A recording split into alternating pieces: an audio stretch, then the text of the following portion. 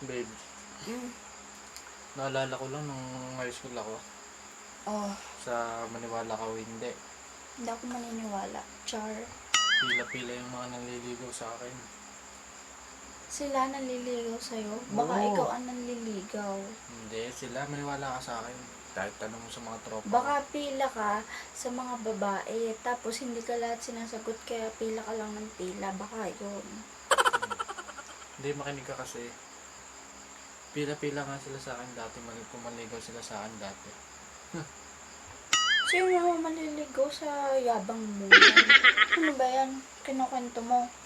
Nung high school ka o nung college? Siyempre, nung high school ako, maniwala ka nga pag may kasalubong akong babae tapos tumingin sa mata ko, nakakita agad sila sa akin. Oo, talaga? Tapos nakukuha ko agad sila hanggang sa magkaka-text kami. Talaga?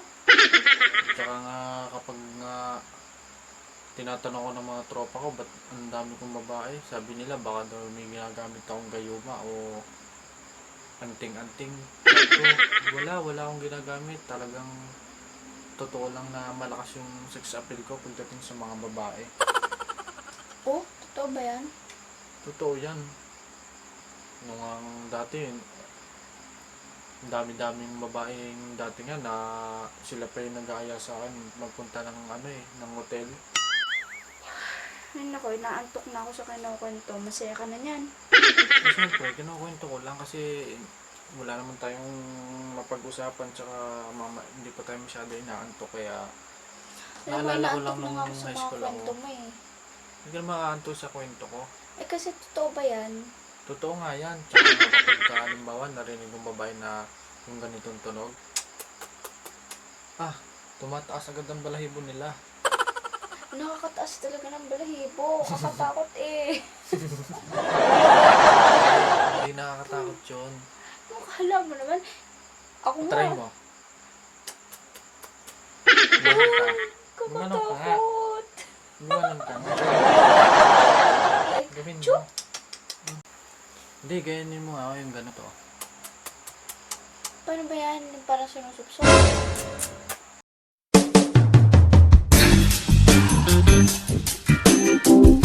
Yan, ganyan. Kapag balahibo nila. Tsaka one time nga nagpunta kami sa sa club ng mga tropa ko. Tapos siyempre nagkainuman kami, nagkasayawan. Tapos may lumapit sa akin isang babae. Oh. Maniwala ka sa akin, sabi nga nung kasama ko. Sabi, oh my God, Romel. Ang lupit mo naman. Ikaw lang siguro nag-iisa lalaki doon. Grabe ka naman. Sa club, siyempre marami diyang babae. Hindi, napaaga ka. Siyempre. Ako nga yung nag-aya sa akin mag-hotel. Tapos siya yung nagbayad. Kailan ba yan? Dito lang, siguro mga 2 weeks lang. Ano naman ginawa niyo doon?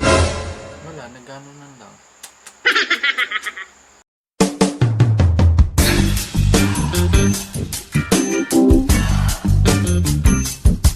Kaya inuumaga ka ng mga nakaraan. Dahil lagi ka may kasamang babae, kwento ka ng kwento na yun, inong high school mo pa. Yung pala, nito lang.